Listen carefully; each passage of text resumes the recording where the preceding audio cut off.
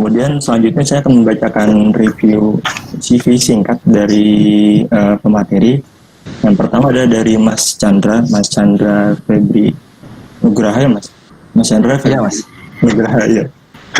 Ya, ini ada pengalaman penelitiannya. Jadi skripsi S1 Mas Chandra ini desain operasi sistem kelistrikan Sulawesi bagian selatan dengan memperhitungkan penetrasi PLTB dan juga kestabilan sistem.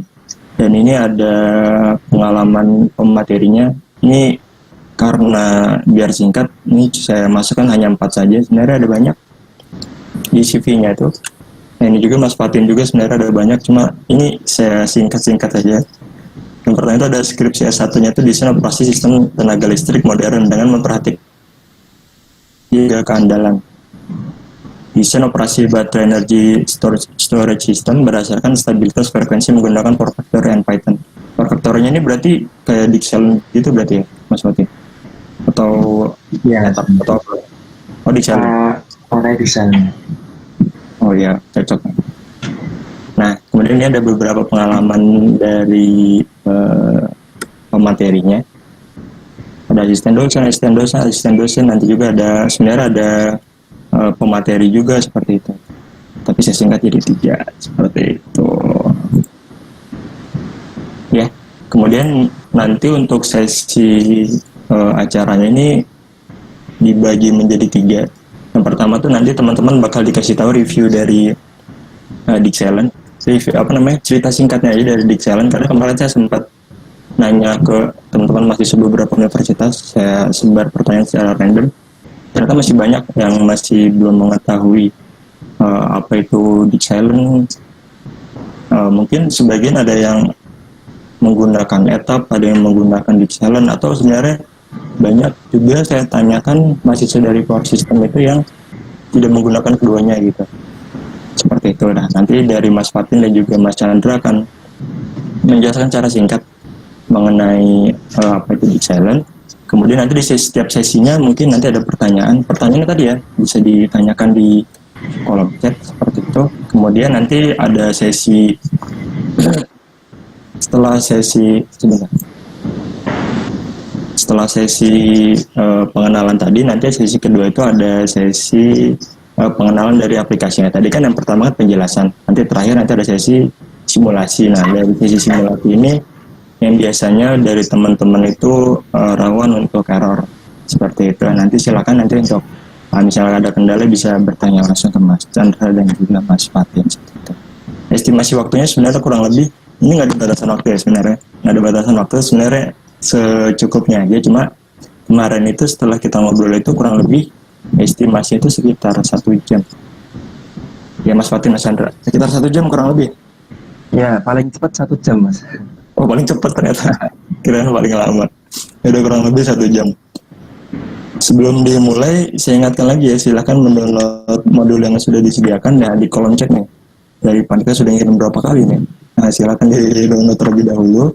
Sebelum dimulai, silahkan disiapkan aplikasi dari Dixelen ya.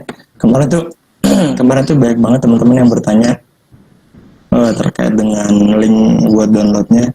Nah, sebenarnya kan Dixelen itu kan aplikasi berbayar ya. Cuma makanya kami kemarin bilang itu silakan install dengan caranya masing-masing gitu. Dari saya sendiri itu tidak ada link downloadnya. Jadi kalaupun diminta gimana pun nggak ada gitu link downloadnya. Seperti itu. Jadi silakan ya, mungkin di sana banyak, silakan di download. Ya pokoknya dengan caranya masing-masing lah seperti itu. Seperti itu. Mungkin dari Mas Chandra dan juga Mas Fatin udah siap? Siap, Mas.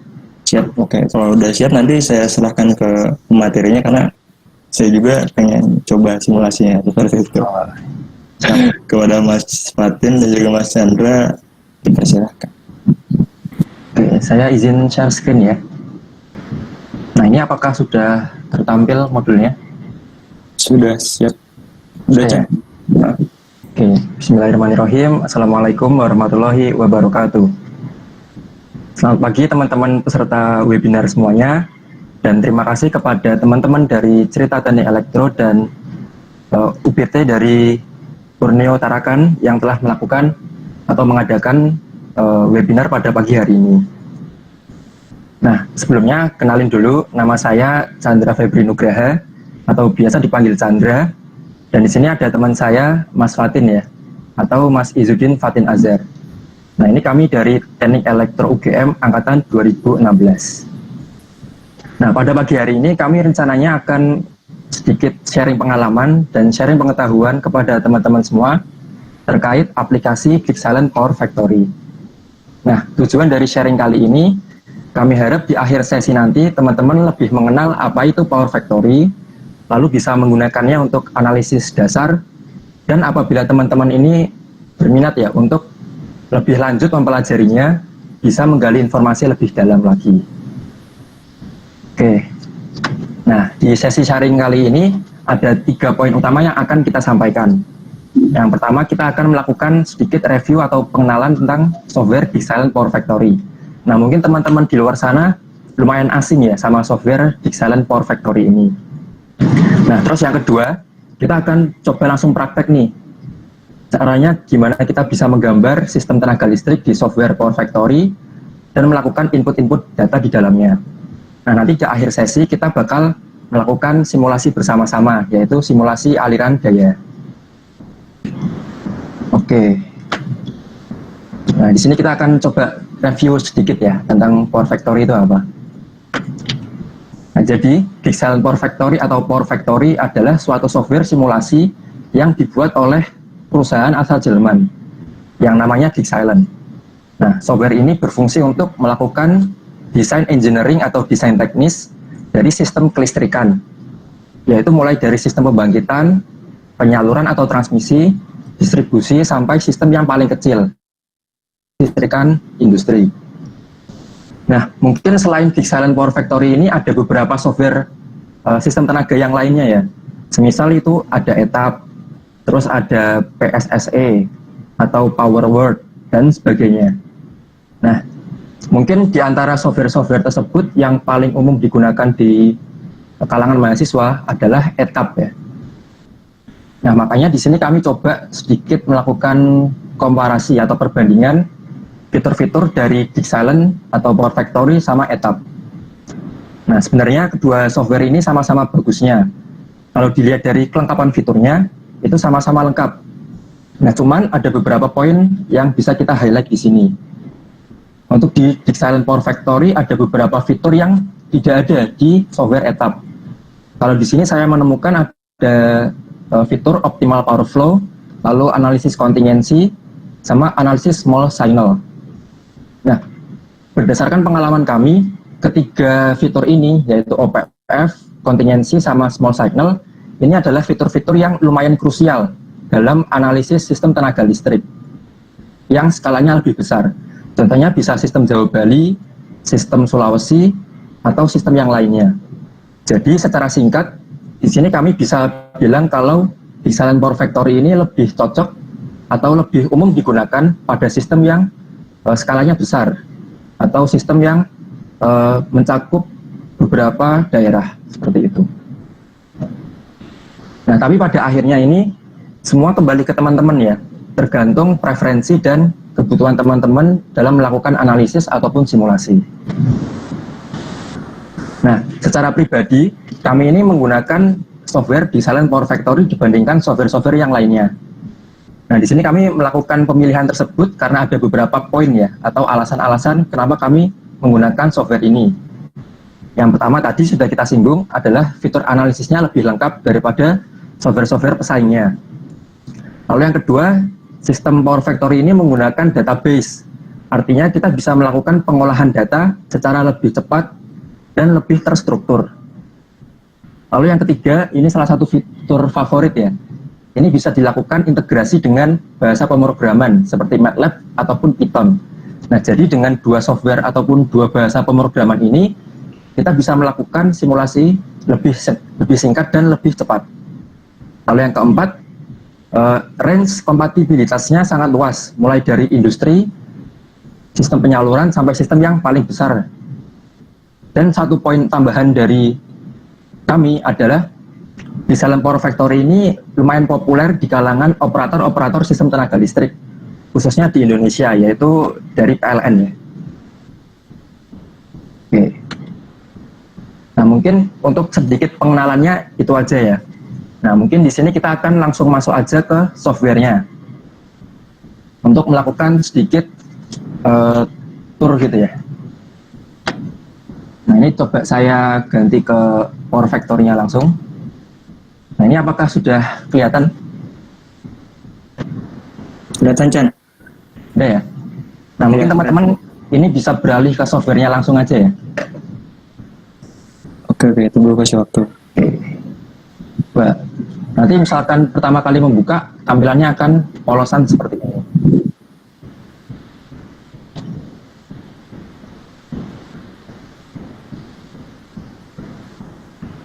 Oke ya. Sini saya coba pengen lihat dari bagian atas dulu. Di bagian atas ini ada menu bar yang standar ya, seperti file, edit, view, insert, dan sebagainya.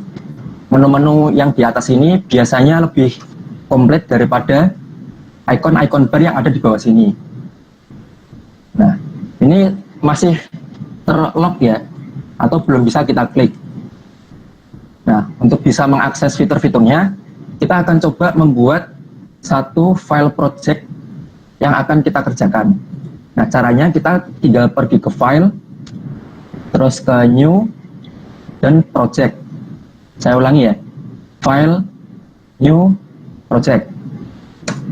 Oke. Nah, di sini kita bakal disuguhi tampilan seperti ini. Di sini kita diminta untuk melakukan penamaan pada project yang akan kita buat. Contohnya misalkan kita ingin memberi nama projectnya seminar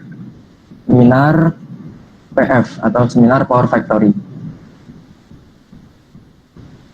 Nah, ini aja yang perlu kita isi dari namanya aja, terus kita bisa klik OK. Nah, di sini akan muncul satu pop-up lagi yang diminta kita untuk melakukan penamaan pada jaringan yang akan kita gambar. Nah, di sini sebenarnya bebas kita mau ngasih nama apa. Cuman di sini kita beri contoh aja ya. Misalkan di project ini kita pengen bikin suatu jaringan tegangan 110 kV. Nah, di sini saya coba kasih nama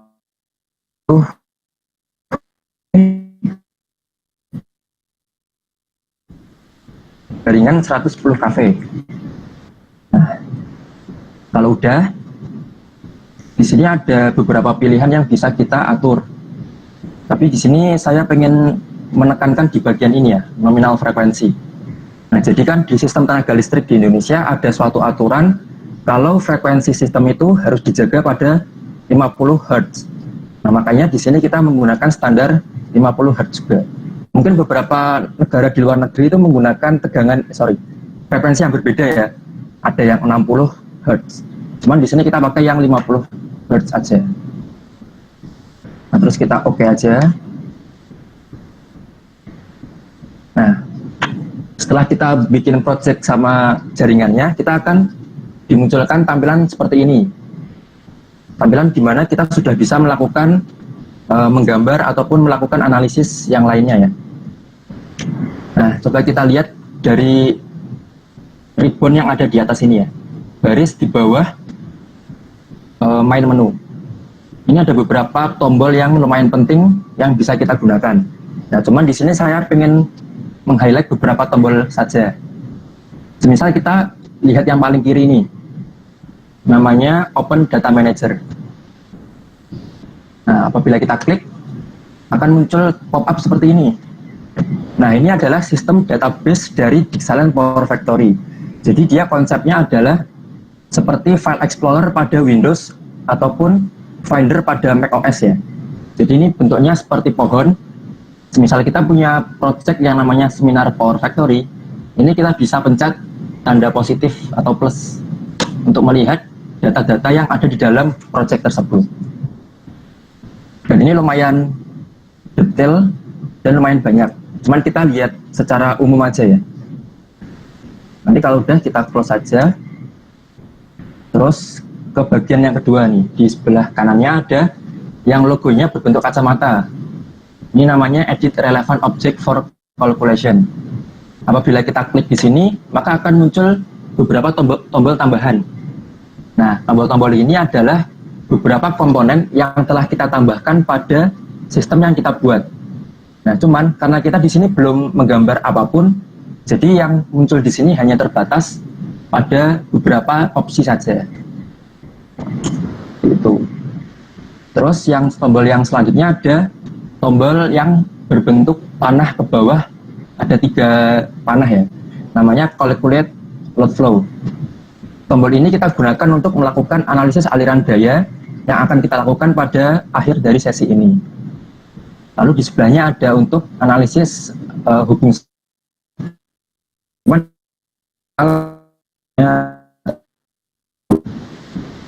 Terus kita pindah aja ke bawah ini di ribbon yang ketiga. Nah, ini ada ini ya, yang bentuknya kertas sama ada gemboknya.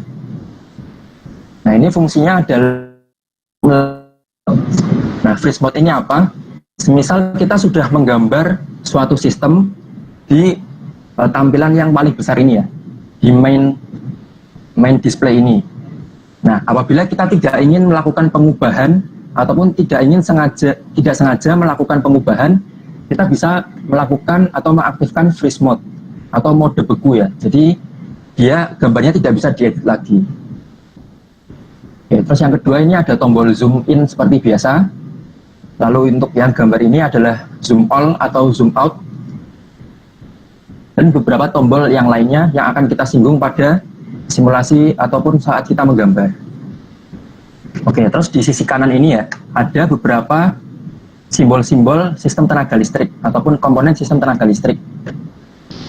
Mungkin yang paling sering kita gunakan adalah busbar, terus beban, lalu saluran sama pembangkit.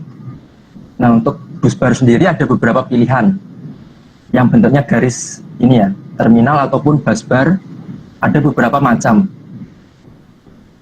Lalu yang kedua ada saluran atau saluran transmisi, distribusi dan sebagainya. Ini yang bentuknya garis membentuk siku-siku di bawah sini. Nah, lalu di sebelahnya ada trafo. Nah, trafo ini juga komponen yang lumayan penting dalam kita menggambar nanti. Lalu ada juga komponen beban. Beban ini simbolnya segitiga ke bawah, yang namanya general load. Terus yang terakhir ada ini ya, generator sinkron atau synchronous machine yang logonya itu lingkaran dengan huruf S di dalamnya. Oke, mungkin untuk yang simbol-simbol utamanya sudah saya rangkum tadi. Di sini ada tampilan ini ya, di bawahnya ada suatu window yang kecil yang bisa kita perbesar dengan cara melakukan drag and drop pada bagian ini. Coba kita arahkan ke bawah sini sampai kursornya itu berubah jadi seperti ini, yang panah atas atau bawah, lalu kita bisa drag ke atas. Oke, nah di sini akan muncul tampilan output window. Jadi yang bagian atas ini adalah graphical window, lalu yang bawah ini output window. Untuk yang graphic window adalah suatu plan ataupun gambar yang bisa kita tempel-tempel komponen di situ. Nah, sedangkan kalau yang output window ini adalah nanti akan keluar kayak warning ataupun hasil output dari analisis yang telah kita lakukan. Oke, mungkin untuk pengenalannya sampai di sini aja. Beberapa fitur utamanya sudah coba kami jelaskan. Nah, ini Mas Bagas kira-kira bisa lanjut ke sesi menggambar atau tanya jawab dulu ya? Mungkin kalau misalnya ada pertanyaan silakan, tapi kalau nggak ada apa? Oke, Sebentar. Mungkin kalau nggak ada, jadi tadi kan untuk apa namanya di selain ini bisa melakukan kan kalau etap itu PF aja ya, power flow. Power flow itu kan aliran daya seperti itu ya. Nanti kalau misalnya untuk Dixelen itu bisa melakukan OPF juga seperti itu. iya Mas. Jadi sebenarnya software sistem tenaga listrik itu ada beberapa fungsi ini ya, fungsi dasar. Minimal ada power flow, lalu ada analisis aliran daya untuk hubung singkat, lalu ada analisis proteksi dan sebagainya. Nah, cuman untuk yang di Silent Power Factory ini ada fitur-fitur tambahan yang menurut kami lumayan penting untuk analisis sistem yang skalanya besar. Seperti itu. Makanya kalau untuk Bixel ini cukup banyak juga digunakan gitu ya, selain etap itu. Ya, betul. Oke, kalau yang teman-teman yang lain kalau nggak ada udah. Oke. Ini kalau misalkan tidak ada pertanyaan, untuk sesi menggambar sama simulasi awalnya, saya serahkan ke Mas Fatin ya. Ya, silakan Mas Fatin. Mas Hendra. Mohon izin buat nge-share screen.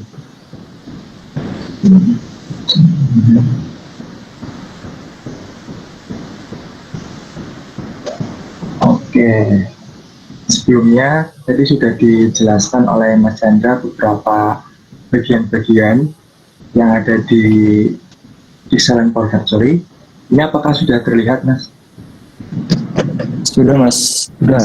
Oke, saya rangkum sekilas lagi aja ya. Jadi di atas ini ada sebuah menu bar, kemudian di bawah ini ada icon bar yang mana banyak tools untuk melakukan analisis.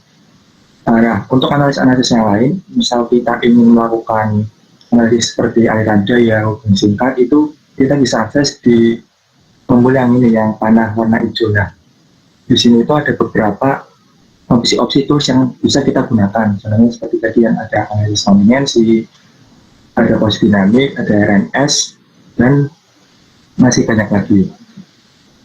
Nah, kemudian di sini juga ada namanya local graphic window icon bar. Ini buat mengatur bagaimana tampilan yang ada di istilahnya workspace-nya kita, atau di sini disebut sebagai single line graphic window. Kemudian di kotak blok sini ada icon-icon untuk komponen-komponen tenaga listrik. Jadi di sini ada output window. Nah, kemudian selanjutnya kita akan mulai untuk latihan membuat project baru. Seperti yang telah dijelaskan oleh Mas Chandra sebelumnya, untuk membuat project baru, pertama kita klik file, new, kemudian project, kemudian kita isikan nama projectnya, dan hasilnya seperti yang telah Mas Chandra sebutkan, dan hasilnya seperti ini. Nah, kemudian di sini juga kita bisa merubah nama dari grid dan juga nama dari single line diagram yang akan kita buat. Misal kita ingin mengedit namanya, kita bisa klik kanan di gridnya ini, klik kanan, kemudian bisa di rename. Nah, ini misal sebelumnya kita tipu nih, nah nanti bisa kita perbaiki di sini. Terus misalnya di sini, ini kita mau bikin namanya berbeda dari nama gridnya. Kita tinggal klik kanan, terus rename page, lalu ganti grid online diagram misalnya.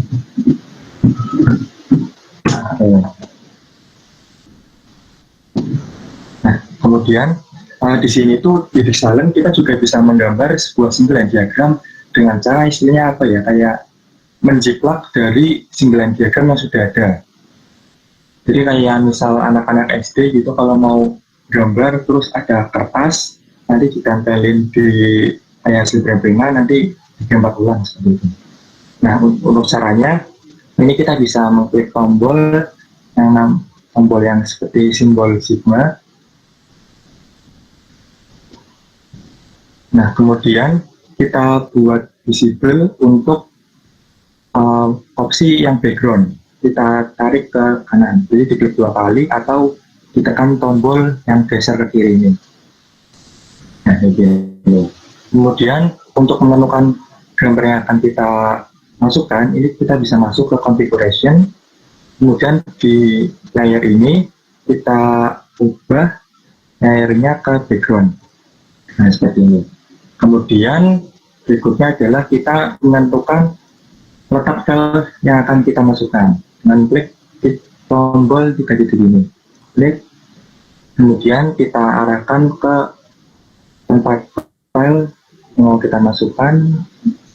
Nah, untuk tipe gambarnya ini bisa menggunakan tipe gambar berjenis ada WMF, BMP, DXF, JPG, dan juga lain-lain. Contoh di sini yaitu menggunakan Windows Metafile. Klik, kemudian open, ini di OK aja. kemudian oke. Nah seperti ini. Jadi ada kayak single line diagram yang nantinya kita akan buat. Nah bisa kita lihat di workspace-nya ini dia seperti agak melebar gitu ya, karena memang untuk single line ini dibuat dengan tipe format halaman itu portrait. Nah untuk mengganti ukuran kertasnya kita bisa menggunakan tombol drawing format. Nah klik, kemudian kita kertasnya pilih A4.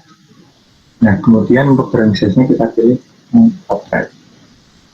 Kemudian kita klik OK. Nah seperti ini. Nah apabila misal ini yang di bawah ada namanya title block, ini kan terlalu ke kanan. Nah ini bisa diklik, ini dia otomatis menyesuaikan ke ukuran dari workspace-nya. Itu kemudian kita akan melakukan mulai drawing. Ini kita bisa atur juga, misal di sini tanda terlalu kecil, kita atur zoom levelnya, misal ke nilai 500%, tambah ke 200. Nah di sini untuk ombak yang ini dinamakan sebagai dengan busbar. Jadi busbar ini ada beberapa jenis, yaitu ada yang single, jadi single busbar hanya satu busbar. Kemudian ada double busbar yang dihubungkan dengan namanya ini disconnect switch ya. Jadi kayak misal di gardu itu nanti ada kayak namanya rel-rel gitu untuk menghubungkan sistem transmisi ke gardu itu. Nah kita klik aja ini, terus kita tempatkan sesuai sama brand yang kita masukkan tadi. Nah ini kemudian untuk unclicknya kita pencet tombol ESC. Nah, kita bisa sesuaikan panjang busbar ini dengan cara kita klik busbarnya. Nah ini satu busbar, kemudian kita klik tombol CTRL, kemudian klik busbar satunya lagi. Nah, kemudian kita tinggal drag and drop bulatan merah gelap ini, diklik. Nah sambil berubah warnanya, dan kita geser. Nah,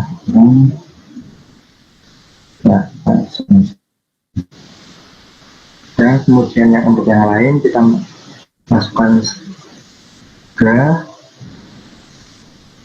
ESC, klik kontrol, klik lagi, kemudian klik dan tarik. Sudah dua. Nah kemudian kita satu lagi di sini hanya menggunakan busbar untuk satu buah saja, jadi kita menggunakan single busbar. Nah ini SD kita tarik, kemudian kita bisa rubah namanya dengan cara klik kanan, kemudian edit data. Nah untuk merubah nama busbar ini kita bisa klik di substation, tanda panah ini kita klik. Nah kemudian kita sesuaikan nomor busbarnya. Nah di sini yang di atas audio adalah ST2.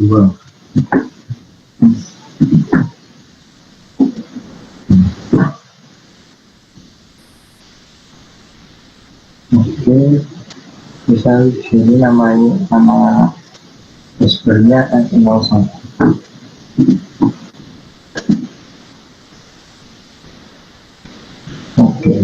Bisa kita rubah juga di sini.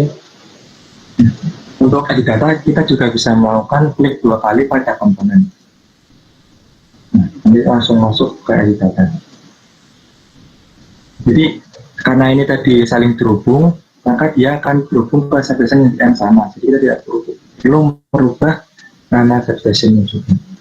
Nah, kita ubah nama busbarnya saja, kita ubah dengan ini.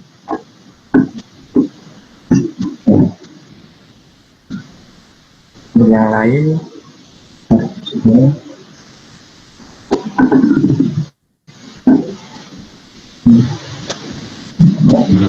Mas, maaf mas, suaranya agak kurang jelas mas.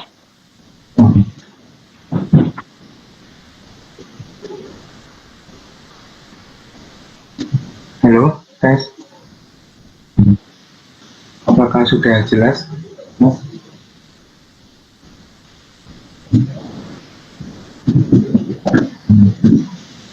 Saya ada satu ini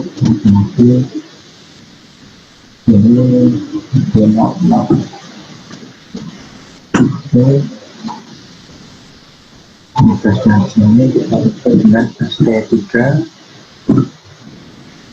Nah, ini nama raspberry-nya I1.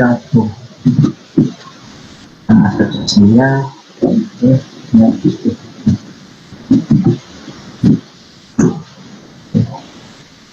Oke, untuk berikutnya, kemudian juga ada terminal. Ini terminal kita hubungkan ke, di sini ada icon namanya external grid dan juga ada icon generator. Kita pakai sort terminal, transfer, insert, yang digunakan 1, 2, 3. Nah, namanya yang di external grid ini namanya ST2 280. Oh ya, kemudian untuk nilai tegangannya juga kita bisa rubah di isian yang final voltage line to line. Ini kita rubah menjadi 380.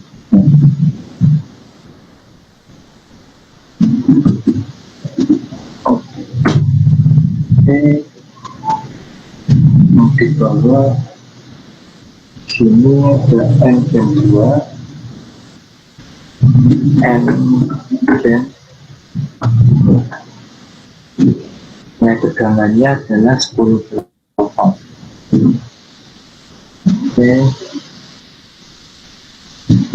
N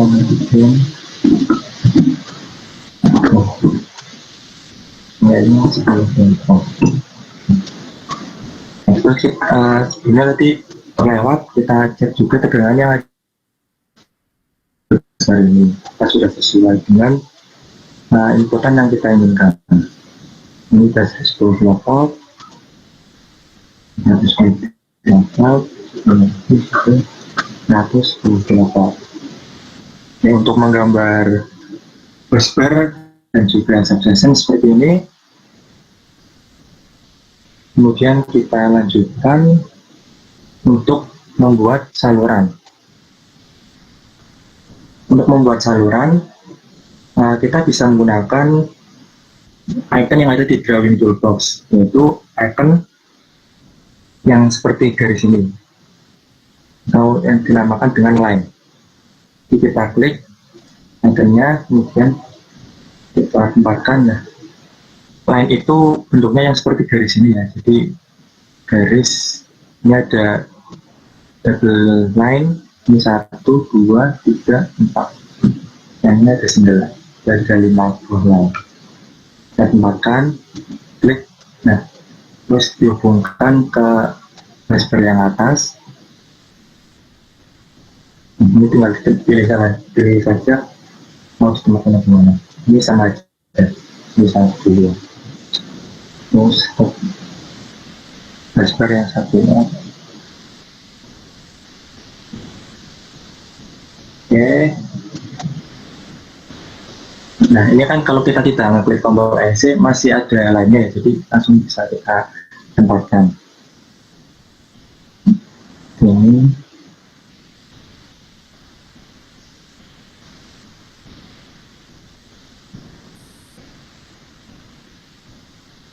Oke.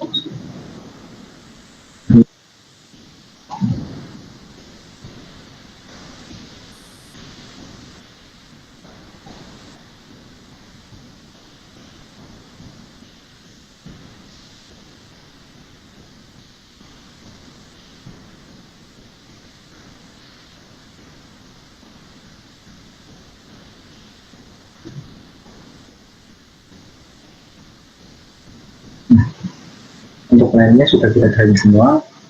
Ini tombol EC. Kemudian kita bisa sesuaikan nama salurannya seperti yang ada di modul pelatihan. Yang di sini kita klik 2 kali aja lainnya. Bisa dulu. Ini namanya L12. Bisa sesuaikan namanya dulu semua ya. L12. Kemudian ada L11. Yang di sini L31.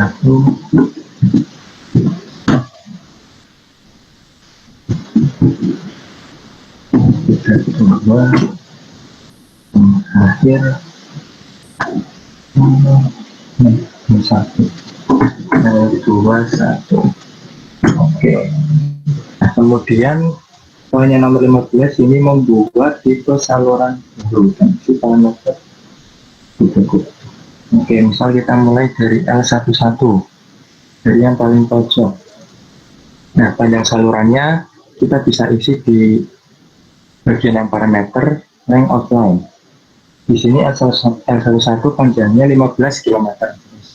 15. Kemudian untuk tipenya, karena di sini kita akan dilatih untuk membuat tipe yang baru. Jadi caranya itu klik tombol ketiga, kemudian new process type, kemudian ke line type, klik. Nah, akan muncul pop-up seperti ini. Kemudian kita buat tipe saluran. Sini kita gunakan 2 tipe saluran baru yang nama ISP 185/30 dan juga ISP 150/50. Untuk L21 ini tipenya yaitu yang 185/30.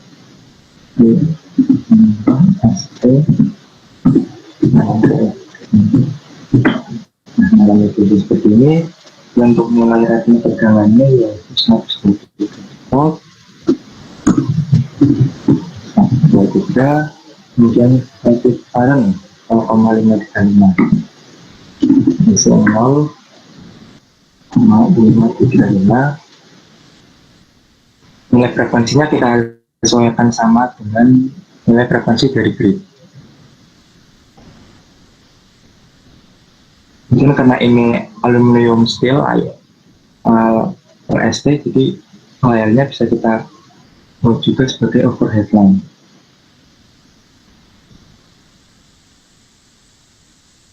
Kemudian line parameter untuk air aksan ini nilainya 0,15 per kilometer. Kemudian X aksan itu 0,4, thermal aksen 0,31, master aksen 1,1. Oke, kemudian untuk memasukkan parameter conductance dan insulation factor, ini kita bisa beralih tetap di catalog flow yang sini. Nah, kemudian di sini kita bisa melihat tidak ada parameter C, di sini adanya adalah parameter susceptance atau B. Nah, untuk mengganti ke parameter kapasitas, ini kita bisa di tombol panah ke kanan yang di susceptance. Nah, kemudian kita pilih berupa kapasitas perpanjang. Oke, nah, nanti akan berubah jadi kapasitas. Ini kita isikan dengan 0,009. 0. Oke, untuk yang zero sequence ini kita pilih juga untuk yang kapasitas. Ini nilainya 0,0. Oke, nah, ini sudah masuk tabnya di L1 yang terklik OK. Kemudian L12 tipenya ini sama dengan L11. Nah, klik dulu, panjangnya kita masukkan 15 km. Nah, karena tipenya ini sudah kita buat sebelumnya untuk per SP 1,30, ini kita tidak perlu membuat tipe yang baru. Nah, kita bisa memilih tipe yang telah kita buat sebelumnya dengan cara tombol segitiga, kemudian select project type, kemudian klik line type. Nah, di sini akan tertampil tipe saluran yang telah kita buat. Kita klik ini, sudah masuk. Kemudian kita klik OK. Kemudian untuk yang L21 bawah ini juga sama, panjangnya 25 km. Select project type, line type, klik OK. Untuk yang L31 ini dan L32 karena tipenya berbeda, kita buat tipe baru lagi. Ini tandanya kita isi dulu 50 km. Kita buat tipe baru, ini project type, namanya ini,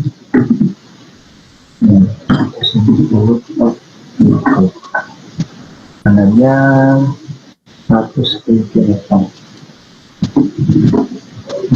Setting arusnya 0,47, harganya kita pilih overhead line, resistannya 0,199, kemudian atas 0,3563, reference resistance 0,34, 1,537. Oke, kemudian ini kapasitas, cathode flow, sudah kapasitas. Ini dipilih 0,0, 0,3, semakernya 0.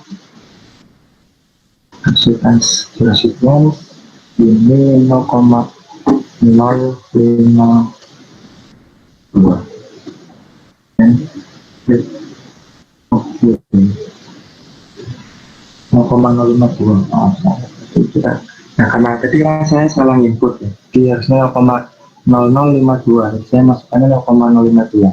Ini kita bisa edit tipenya dengan cara klik tombol segitiga ke kanan ini, klik edit. Nah, kita masukkan ulang di cathode flow, kapasitas resistance 0,0052. Oke.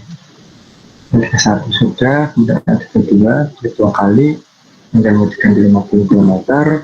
Tipenya karena tipenya kita buat, kita pilih select project type dan type. Nah, kemudian pilih yang AIST 150/50. Ini klik dan OK.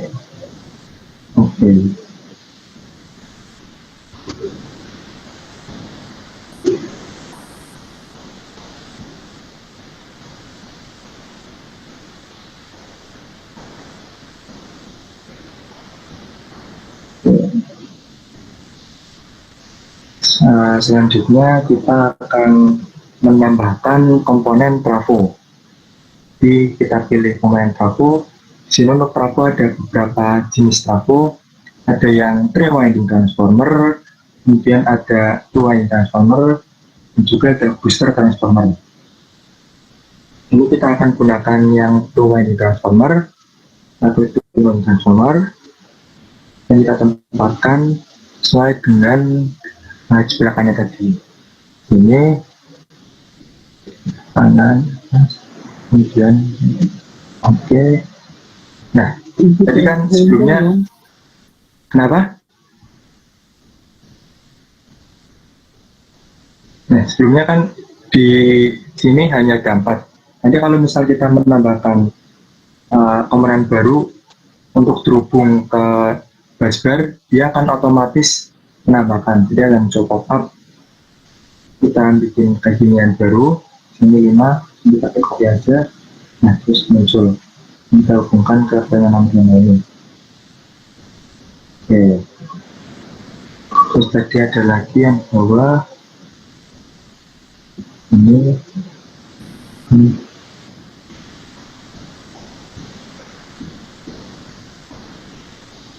Lagi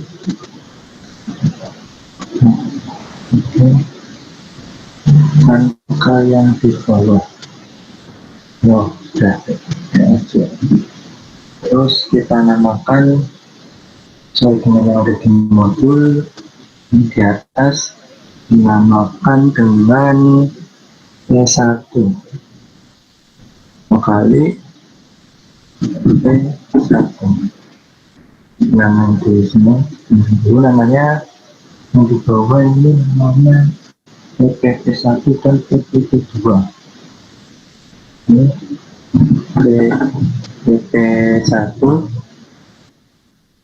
PP2. Oke, kemudian kita lakukan membuat tipe dari trafonya.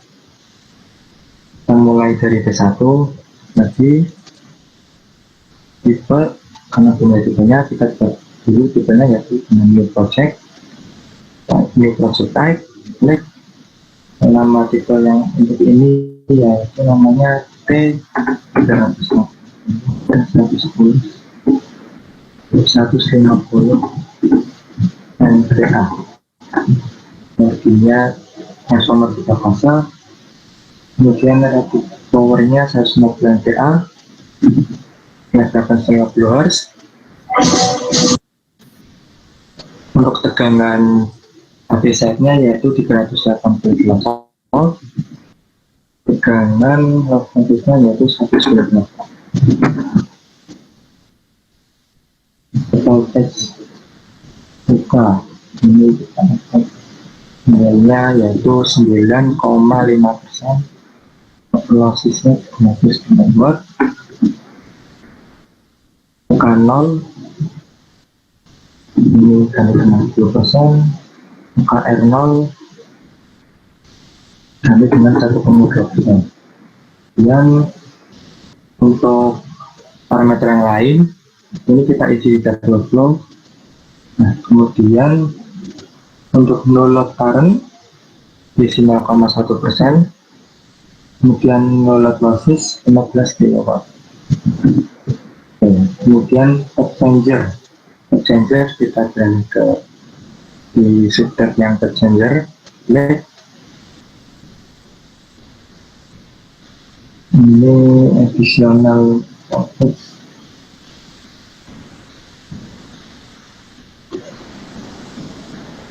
0,85%. Efektifnya kita buat 0 saja.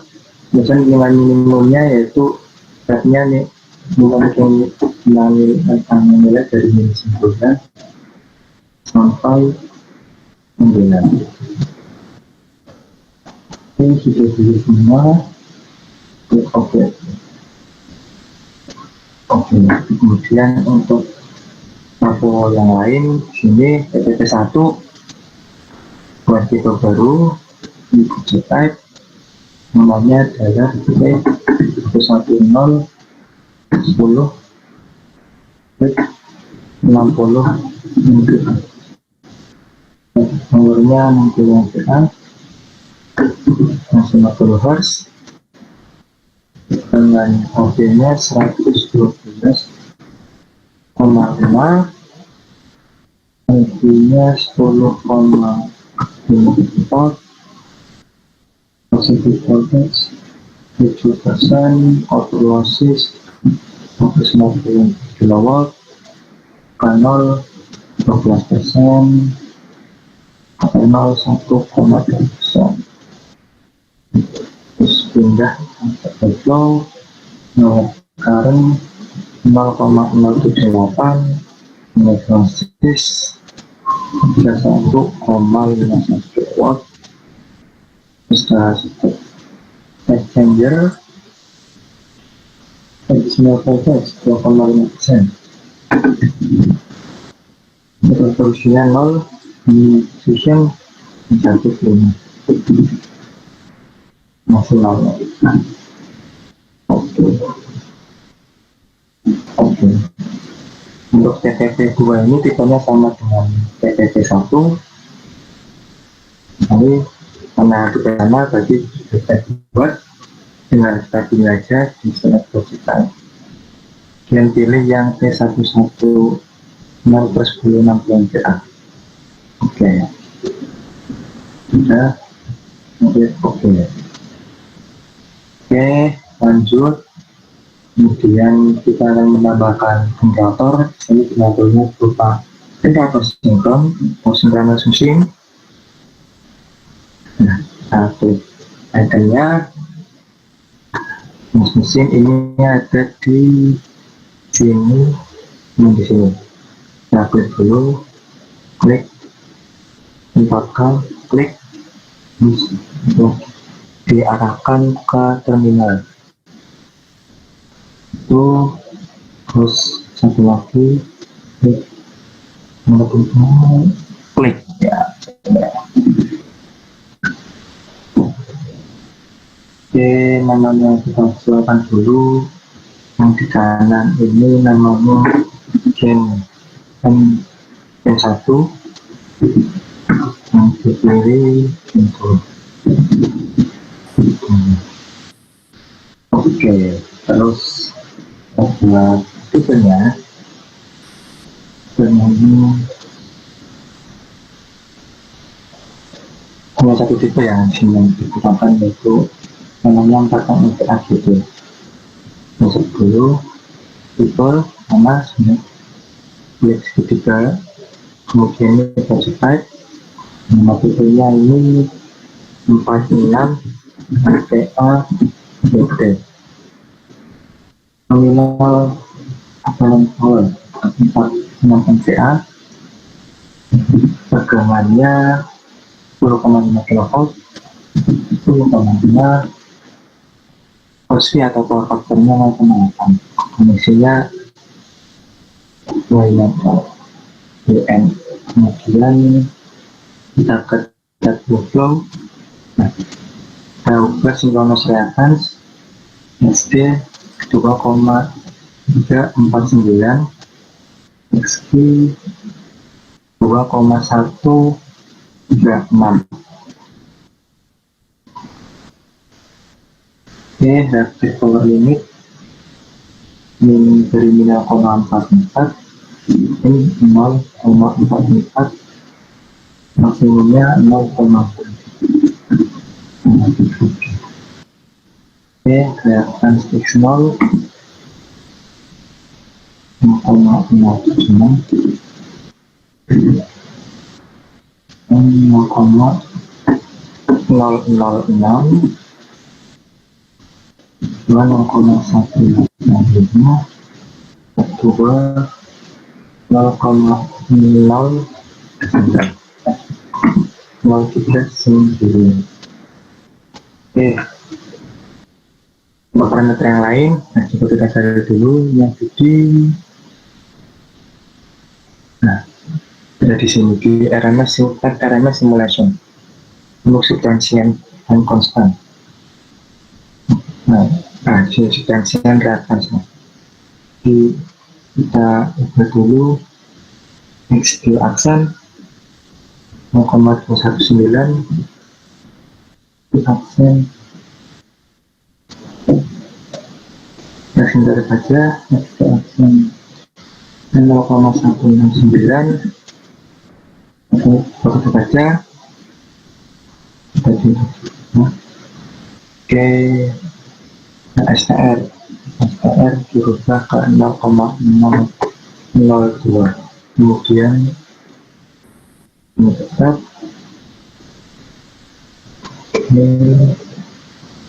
Oke, sudah. Klik OK. Oke, untuk gen 2 ini akan gen 1. Nah, kita pilih aja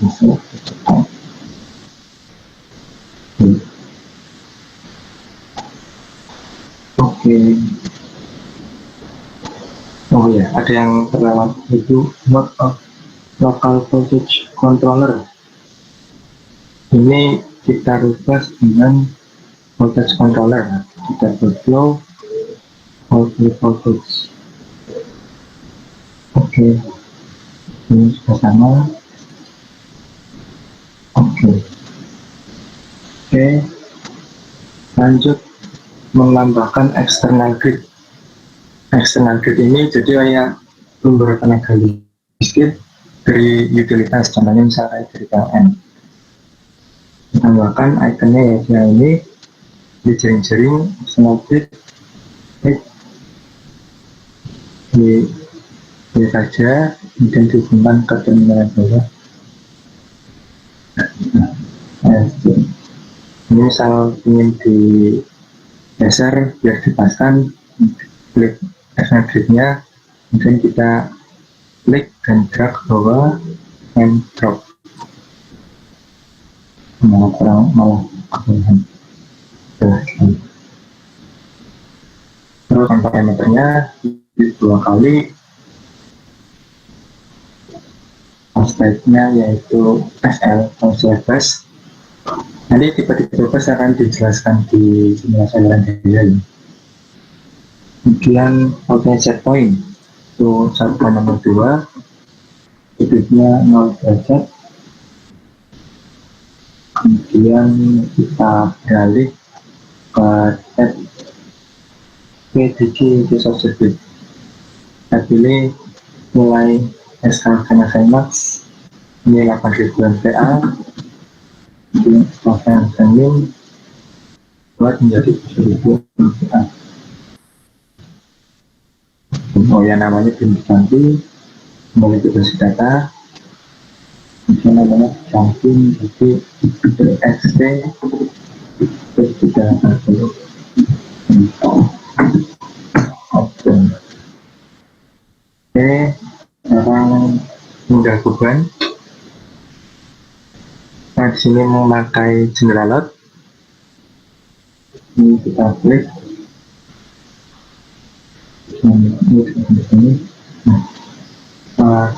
Kalau kita lihat secara seksama ini kan di double busbar ini ada lingkaran warna putih dalamannya lingkaran dalamannya putih sama lingkaran dalamannya hitam.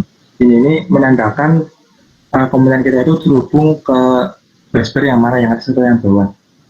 Nah, karena yang di hitam-hitam untuk koneksi bebannya ini ada di busbar yang bawah, ini kita koneksikan bebannya ini ke busbar yang di bawah, yang belakang itu busbar yang di bawah. Nah, itu yang baru oke. Kanan, nah, dan beban yang lain di sini. Nah, ini dikoneksikannya ke busbar yang di atas dulu, di atas. Oke. Oke, terus ini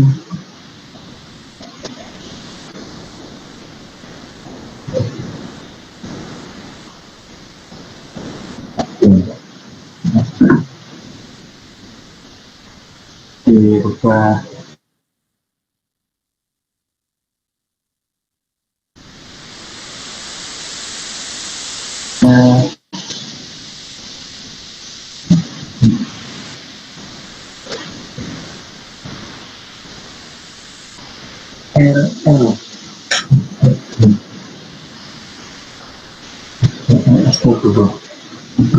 LL SD1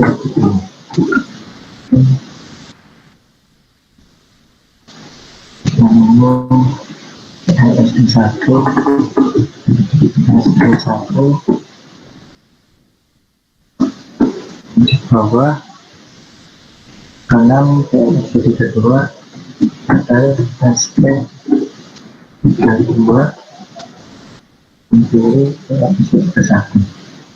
Oke, terus kita buat motor LSD1 LSD1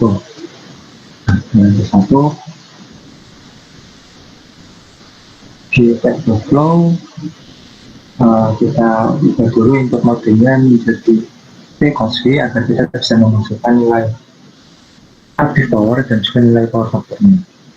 Nah, di sini ada beberapa opsi inputan, misalnya PI, nanti kita bisa memasukkan active power dan active power. Kemudian P-cosV kita bisa memasukkan nilai arus dan juga power factor-nya. Ini berkasih powernya ini 1,2, costingnya 0,86 induktif. Oke. Dan yang di atas, oh ya, misalnya kita sudah menggambar beberapa beban. Ini juga sebenarnya ada sesuatu yang bisa sesuatu hal yang bisa membuat kita lebih mudah. Ini kita bisa main di sini, klik ini tombol yang ini. Di sini ada komponen beban. Kita klik contoh. Nah, di sini ada daftar beban yang sudah kita buat. Misal di PSD 2, saya mau di sini di kanan, ini flow, kemudian ganti take speed, nomornya 35, faktor 0,4. Oke, power 46,4, powernya 0,85. Oke, ada sedikit buat ini 10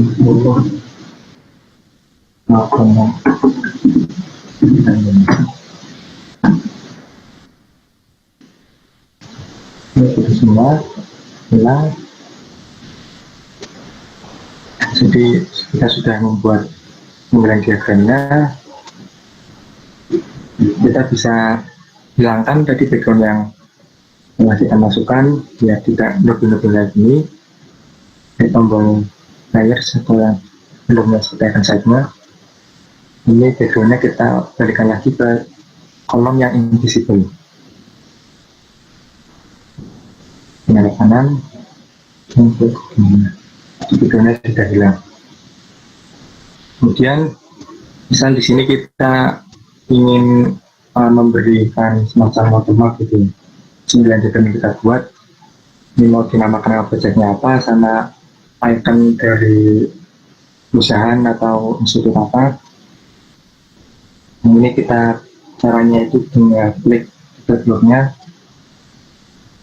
di kanan, kemudian di data. Kemudian kita tekan tombol panel kanan, ini diubah nama projectnya kayak seminar, nama project yang headline ini misal juga 110 oke, dengan satu fisiknya dari seminar. Kemudian company logonya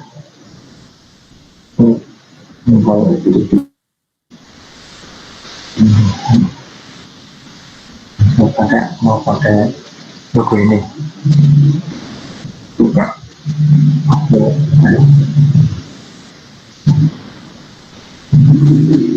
Oke, tinggal klik OK. Sudah akan institusinya kita ya, logo di sana, nama betul sudah ada dan seminar. Yang lanjut yaitu kita ingin merubah warna dari komponennya ini sesuai dengan nilai tegangannya. Ini kita bisa ikonnya seperti color palette ini, kita klik, kemudian di atas diklik, intinya dipilih topologi, dan ini dipilih yang voltage level. Jadi ini ada nilai tegangannya, jadi komponen yang kita buat dari 80 kV, 10 kV, dan juga 10 kV. Oke, keluarnya akan berubah. Kemudian yang kita misal ingin menampilkan vektor grup trafo yang kita buat ini kita bisa ke tombol layer, kemudian ke vektor grup. Oke. Ada kayak vektor grup milik YN. Kemudian di sini yang nomor 31, ubah format box menampilkan tipe yang digunakan dan panjang salinan.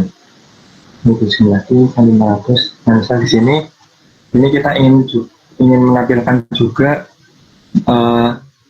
komponen panjang salurannya, parameter panjang saluran. Kalau di sini kan parameter yang ditambahkan itu nama salurannya dan juga tipe salurannya. Nah, caranya itu kita klik ininya, label dari salurannya, di kanan, kemudian edit format for HTML. Ini yang apa sih? Ini ada dua parameter. Parameter nomor 1 ini dia berupa nama saluran. Parameter yang nomor 2 berupa tipe saluran. Nah, untuk menambahkan lagi, ini kita bisa klik kanan di bagian yang sini atau yang kosong, kanan, kemudian pen browse. Nah, jadi ada baris baru. Kemudian kita pilih variabelnya, kita klik 2 kali. Kemudian kita cari. Sini itu memang tipsnya harus nyari, kita cari-cari, misal di preset untuk elemen parameter. Kemudian kira-kira kita mau menambahkan panjang saluran di parameter length of line. Nah, ini tinggal tentang masuk nama parameternya line, kemudian klik OK. Di sini tidak ada garis baru yang menampilkan panjang saluran. Kemudian untuk menampilkan ini dari salurannya, ini kita bisa centang show unit. Di panjangnya itu ini 15 km. Misalnya kita hanya ingin menampilkan nama saluran dan panjangnya, tapi kita tinggal hapus saja garis yang kedua ini. Hapus, select all. Nah, ditampilkan hanya nama saluran dan juga panjang salurannya. Oke. Nah, ini. Oke, mungkin satu lagi. Oke, pindah ke warna.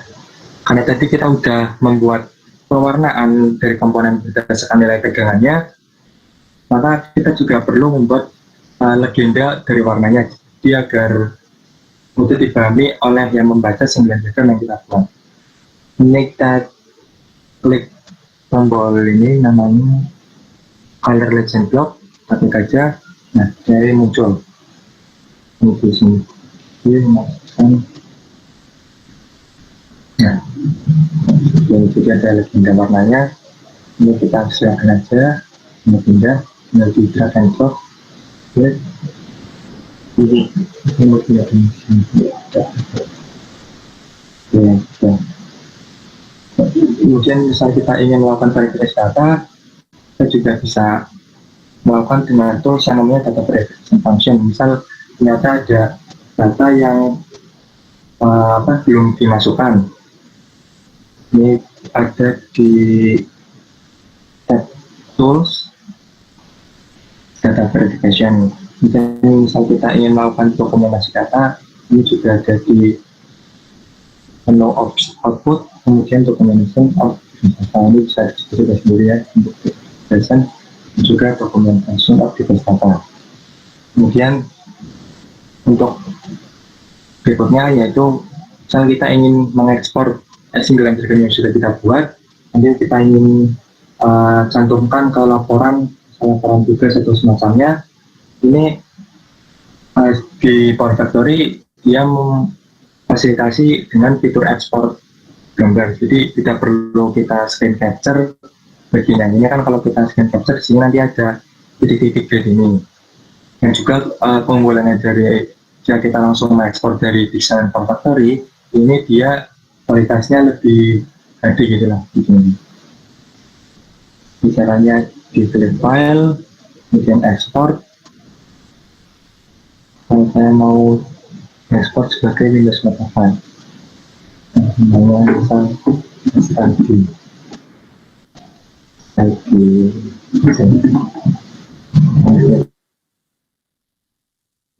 ini ukuran kertasnya 57. Apakah mau mengekspor hitam putih atau berwarna. Ini saya tentang berwarna, ini ada frame-nya atau tidak, ada bordernya atau tidak, menentukan yang kita buat. Saya klik OK. Oke, itu nanti jadinya seperti ini.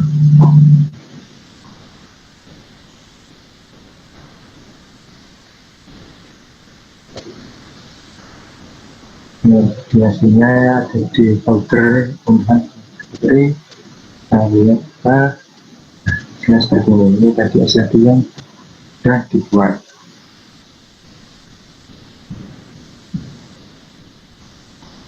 Oke, mungkin itu saja dari saya.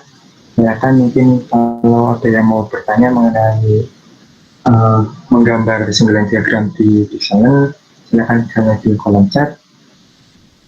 Saya kembalikan ke moderator dulu, apakah akan dilanjutkan atau dengan sidang dulu.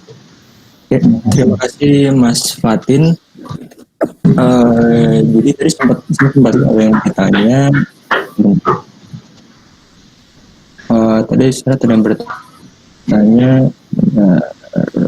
Nah ini apakah bisa dibagikan modul terkait selain load flow? Nah kebetulan untuk pelatihan kita hari ini itu hanya terkait dengan load flow aja ya. Jadi untuk transient, MT dan sebagainya macamnya itu kita tidak hari ini gitu ya. Tapi nggak tahu juga nanti. Karena yang untuk hari ini itu hanya load flow aja. Karena load flow aja ini belum selesai loh. BTW ini kita baru menyambung-nyambungkan saja. Jadi seperti itu. Nah kemudian mungkin buat teman-teman yang tadi kelewatan sampai bingung mau tanyanya apa, nanti silahkan lihat di video yang udah di ini aja. Mungkin itu ada yang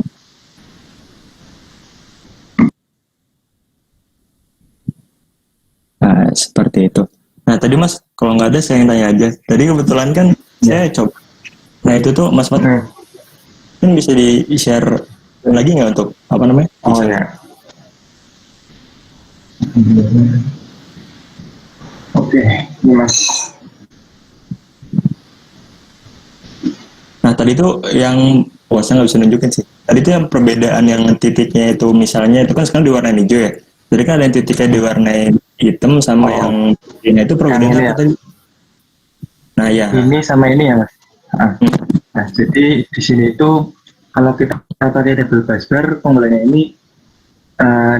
ini apa ya? Menggambarnya itu lebih sistematis. Jadi misalnya kita mau tempatkan ke yang busbar yang pertama yang di atas atau busbar yang di bawah. Nah untuk table busbar ini dipisahkan oleh yang namanya kalau biasanya di dunia itu sebagai disconnecting switch atau DS. Jadi misal biasa nanti ini kita off, ini caranya tinggal klik 2 kali. Nanti bagian yang rel atas atau busbar atas sama busbar bawah ini bakal terpisah gitu Mas. Jadi yang ini saya zoom out, jadi yang ini kan sudah saya pisah. Jadi nanti untuk komponen yang di sini ini nggak bakal terhubung ke komponen di atas. Ini juga nggak ada saluran ya misalnya. Ini kan kalau karena ini ada saluran, berarti dia nanti hubungannya dari sini, di sini, dan di sini. Jadi nggak terhubung secara interkoneksi. Jadi, ya sebenarnya seperti itu. Nah terus kalau tadi tuh untuk datanya tuh udah ada di modulnya atau data dari generator dan sebagainya macamnya itu udah ada di modulnya? Kalau ya sudah ada di modul Mas. Nah tapi misal kita mau buat single line diagram tapi kita nggak tahu data-data dari generator atau kemungkinan lain, ini juga sebenarnya Design menyediakan beberapa library type. Jadi misal kita tidak mau membuat tipe baru, ini kita bisa memilih namanya select global type. Nah, di sini nanti ada beberapa jenis generator yang mungkin secara generik umum digunakan gitu ya. Ada library sinkronus mesin, ada trafo, karena ini bukan trafo jadi transformer bisa ditampilkan gitu. Terus ada trafo ini, trafo ya select global type, trafo ini nilai frekuensi 50 Hz. Ini ada beberapa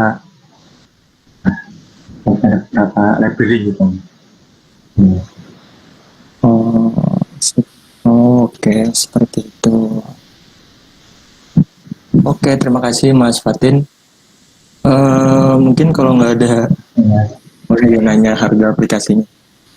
Iya, ya mungkin kalau nggak ada lagi nanti bisa ditanya di akhir. Mungkin habisnya berarti dilanjut sama Mas Chandra ya Mas? Iya, Mas. Oh ya udah, terima kasih Mas Fatin. Buat Mas Chandra udah siap Mas? Oh, siap Mas. Mantap. Oke, saya izin share lagi ya. Ya silakan Mas.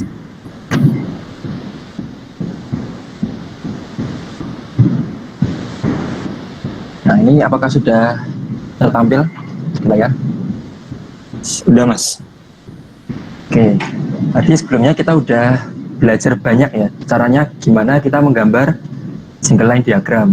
Mulai dari cara meletakkan komponennya, lalu memasukkan type, sama melakukan pewarnaan sesuai dengan tegangannya. Nah, untuk teman-teman yang tadi belum sempat mengikuti, itu bisa lihat di modulnya langsung atau bisa nunggu untuk diupload di YouTube ya sama panitia. Nah, selanjutnya di sini kita akan nyoba salah satu fitur yang ada di Desalegn Power Factory. Nah, salah satunya adalah analisis aliran daya. Nah, di sini saya coba ingin menyampaikan sedikit overview tentang apa itu analisis aliran daya. Nah, jadi analisis aliran daya ini memiliki beberapa tujuan. Kenapa kok dilakukan?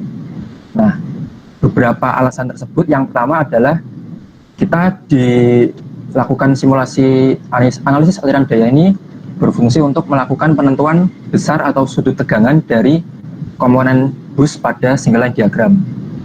Nah, sehingga apabila kita sudah tahu besar tegangan bus dan sudut tegangannya, kita akan mengetahui bagaimana arah aliran daya pada sistem tersebut. Nah, yang kedua, kita juga bisa melakukan evaluasi apabila terjadi rugi-rugi ataupun proses pada saluran transmisi. Nah, terus analisis aliran daya atau load flow ini diaplikasikan oleh siapa? Nah, pada umumnya analisis ini dilakukan oleh operator sistem tenaga listrik ataupun para peneliti untuk melakukan penentuan operasi yang aman. Nah, jadi definisi operasi yang aman adalah operasi yang memenuhi beberapa kriteria teknis pada sistem. Nah, pada suatu sistem kan pasti ada suatu standar tuh yang mengatur. Semisal di Indonesia ada standar frekuensi, lalu standar tegangan, ataupun standar kontingensi dan sebagainya. Nah, selain itu, load flow ini juga bisa digunakan untuk melakukan perencanaan sistem jangka panjang. Karena dalam perencanaan kita juga akan melihat aspek dari keamanannya juga. Oke. Nah, secara garis besar, analisis aliran daya ini memerlukan beberapa data input atau data masukan ya. Di sisi kanan kita bisa lihat ada beberapa data yang diperlukan. Misal data bus atau data gardu induk, lalu ada data saluran, sama data beban dan data pembangkit yang sudah kita coba inputkan tadi ya. Nah, kemudian input tersebut akan dilakukan proses analisis aliran daya secara numeris yang pada hasil akhirnya akan dihasilkan beberapa data. Yang pertama terkait tegangan, besarnya tegangan, lalu ada sudut tegangan, terus ada daya reaktif dan daya aktif, aliran arus, dan rugi-rugi pada saluran. Seperti itu. Nah, untuk sedikit pengenalan tentang analisis aliran daya, dalam analisis ini kita bakal mengenal ada 3 jenis bus. Yang pertama ada bus reference atau bus select, lalu yang kedua ada bus tegangan, dan yang ketiga ada bus beban. Nah, pada umumnya bus referensi atau select ini adalah bus yang terkoneksi dengan pembangkit yang besar pada sistem. Gunanya bus ini adalah untuk sederhananya melakukan kompensasi daya apabila terjadi ketidakseimbangan daya, seperti itu. Lalu yang kedua ada bus tegangan atau bus PV. Ini biasanya bus yang terkonek dengan pembangkit-pembangkit selain bus reference ya. Lalu yang terakhir ada bus beban atau bus PQ, yaitu bus yang terhubung dengan beban. Nah, untuk detailnya mungkin tidak akan saya singgung sekarang. Nah, coba ini kita langsung masuk ke Desalegn lagi ya.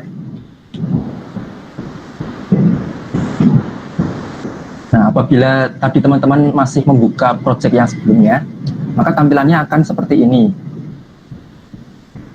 Nah, cuman kita di sini bakal menggunakan sistem yang lainnya, karena mungkin beberapa dari teman belum sempat menggambar atau belum sempat memasukkan type dan sebagainya. Di sini kita disediakan oleh Power Factory beberapa sistem yang bisa kita gunakan secara default. Nah, kita bisa mengaksesnya dengan cara kita klik file, lalu pertama kita deactivate project terlebih dahulu untuk menonaktifkan project yang sedang terbuka sekarang. Oke, maka tampilannya akan seperti tampilan awal lagi, masih polosan. Nah, di sini kita bisa kembali ke file, terus pencet examples, dan akan muncul tampilan seperti ini. Nah, di sini kita bisa masuk ke bagian additional example yang di sebelah kanan ini ya. Oke, di sini ada beberapa pilihan sistem yang bisa kita gunakan. Untuk simulasi kali ini kita bakal menggunakan sistem 9 bus IEEE yang paling sederhana menurut kami. Tinggal pencet ini saja, terus pencet logo open folder yang ada di sebelah kanan. Nah, ini di sistemnya akan di loading dulu terlebih dahulu dan akan muncul tampilan single line diagramnya. Nah, tampilan awalnya seperti ini ya. Jadi ini sistem bawaan dari Power Factory-nya, yaitu sistem IEEE 9 bus dengan 3 buah generator. Di sini kita akan coba melakukan analisis aliran daya dengan cara melakukan klik pada tombol panah berwarna hitam ini, calculate workflow. Nah, atau bisa dengan shortcut pencet F10. Nah, cuman di sini kita kembali lagi ke opsi load flow. Di sini saya ingin melakukan highlight sedikit ya sebelum melakukan load flow-nya. Di window ini ada beberapa opsi yang bisa kita pilih sebelum kita melakukan analisis. Nah, di sini ada calculation method. Ada 3 pilihan yang bisa kita pilih. Yang pertama ada AC load flow yang balance, lalu AC load flow yang unbalance, sama DC load flow. Nah, ketiga ini bedanya apa? Yang pertama, untuk AC load flow balance ini, sistem kan memiliki 3 fase ya untuk sistem di Indonesia misalnya. Nah, ketika kita memilih opsi yang nomor 1 ini, maka diasumsikan bahwa pada setiap fase penghantar ini memiliki beban yang sama atau balance, seimbang. Untuk yang kedua, AC load flow yang unbalance berarti ketiga fase ini memiliki beban yang berbeda-beda. Nah, cuman di sini lazimnya kita menggunakan yang balance. Untuk yang ketiga, ini ada DC load flow linear.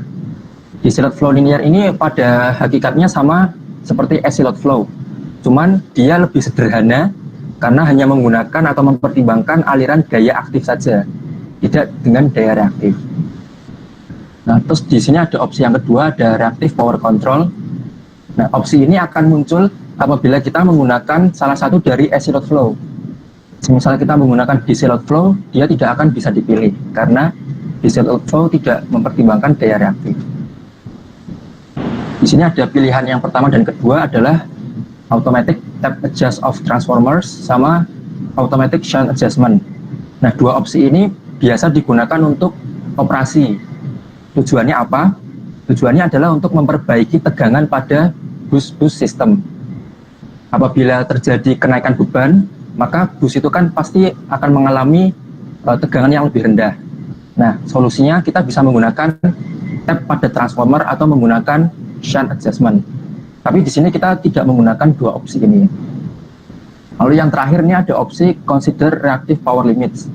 Jadi opsi ini berfungsi untuk kita membatasi hasil aliran daya pada power factory ini.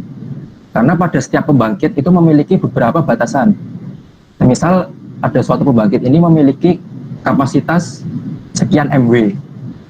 Nah, karena dia bekerja pada sistem AC, maka dia juga memiliki batas daya reaktif yang satuannya biasanya megavolt ampere atau MVAR. Nah, selain saling membatasi daya aktifnya. Dengan kita mengaktifkan opsi ini, kita juga akan membatasi nilai MVAR-nya tadi atau daya reaktifnya. Nah, cuman di sini kita menggunakan yang bawaan saja dulu, yaitu yang diklik hanya AC load flow yang balance. Nah, kalau udah kita pencet execute. Oke, nah di sini bakal muncul beberapa warna-warna dari sistem tenaganya. Ada yang warnanya oranye, ada yang warnanya hijau, lalu ada yang warnanya kuning juga. Nah, ini tuh menandakan nilai tegangan pada bus atau komponen tersebut. Misal di sini yang warnanya lebih hijau, artinya tegangannya mendekati 1 per unit. Nah, untuk yang warnanya kurang hijau ini biasanya lebih tinggi ya, 1,03 per unit. Kalau yang di generator, coba kita zoom ke sini ya. Di sini. Nah, di sini kita bisa lihat G2 ini memiliki warna oranye. Warna oranye ini biasanya menandakan kalau pembangkit tersebut ini dibebani lumayan tinggi. Seperti itu.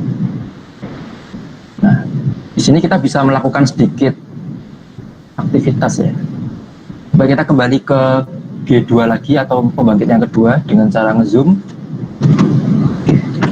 Di sini ada beberapa angka yang disajikan di layar. Nah, cuman kita belum tahu nih, ini tuh angka sebenarnya angka apa dan ini satuannya apa, seperti itu.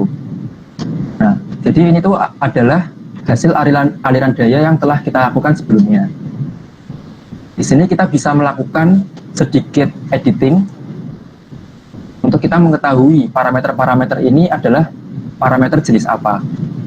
Kita bisa klik di sini, lalu klik kanan dan pencet Edit Format for Each Element. Nanti akan muncul pop-up lagi seperti ini. Nah, jadi di sini terlihat bahwa komponen ataupun parameter yang ditampilkan di sini adalah active power, reactive power, sama besarnya arus. Nah, untuk memudahkan kita dalam menampilkan hasilnya, kita bisa klik di bagian Show Unit ini. Kita klik pada ketiga baris di kolom Show Unit. Nah, ini tujuannya adalah untuk menampilkan satuan dari hasil analisis aliran daya yang telah kita lakukan. Nah, nanti otomatis di sini akan muncul 163 MW, artinya ini adalah daya aktif. Sedangkan untuk 6,6 mVAR adalah daya reaktif dan untuk yang kiloampere adalah arus. Seperti itu. Nah, di sini juga busnya juga belum tertampilkan nih. Ini 18,4, 1,02 dan 9,3 ini belum ada satuannya. Kita bisa ini ke edit format for nodes dan caranya sama, yaitu klik centang pada show unit. Jadi di sini ada tegangan dari line ke line, lalu ada tegangan dalam PU dan sudut tegangannya. Seperti itu. Kita kembali lagi ke sistemnya. Nah, untuk kita dapat melihat hasil analisis aliran daya ini secara lebih lengkap atau menggunakan tabel supaya lebih visual ya, kita bisa pergi ke tombol ini yang tombolnya bentuknya kacamata. Nah, kita bisa pilih beberapa komponen yang ada di sistem ini. Misal kita memilih di saluran ini yang bentuknya ini ya, garis melengkung, kita klik aja. Nah, ini bakal muncul beberapa parameter ataupun beberapa line yang sudah kita buat di sistemnya. Nah, untuk hasilnya sendiri, kita bisa lihat di bagian bawah ini ada beberapa sheet. Ada basic data, load flow, flexible data, dan sebagainya. Nah, untuk melihat hasil load flow-nya, kita bisa pergi ke flexible data. Klik aja di sini. Nah, ini ada beberapa hasil dari analisis aliran daya.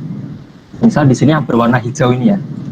Ini ada tegangan dalam magnitudenya, lalu dalam PU, lalu ada loading juga, lalu ada kapasitas atau kapasitas loading MVAR-nya. Sebenarnya selain data-data ini, kita juga bisa menampilkan data-data yang lainnya. Semisal kita pengen melihat rugi-rugi daya pada saluran tersebut. Nah, Caranya kita bisa pergi ke opsi ini yang bentuknya kacamata dan panah berwarna biru, namanya Define Flexible Data. Kita klik aja di sini. Nah, ini ada beberapa parameter yang bisa kita pilih untuk ditampilkan di hasil ataupun tabel yang sudah kita lihat tadi. Misal di sini kita pengen lihat rugi-rugi daya.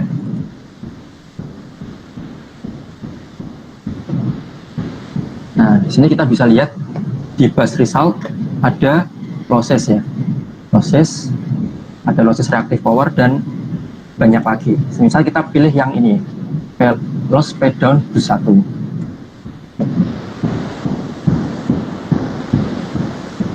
Bentar.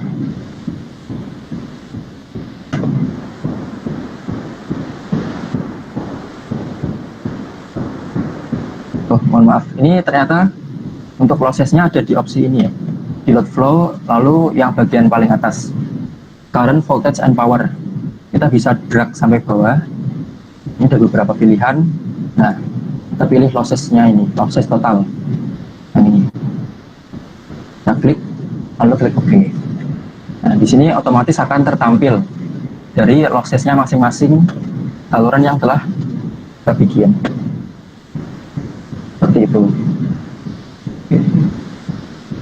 Lalu apabila kita pengen lihat hasil seluruhnya dari analisis aliran daya ini, kita bisa pergi ke opsi yang ini, namanya Output Calculation Analysis, yang simbolnya kertas dan kacamata, yang sebelah kiri ya. Kita bisa klik di sini. Oke, di sini ada beberapa opsi yang bisa kita pilih.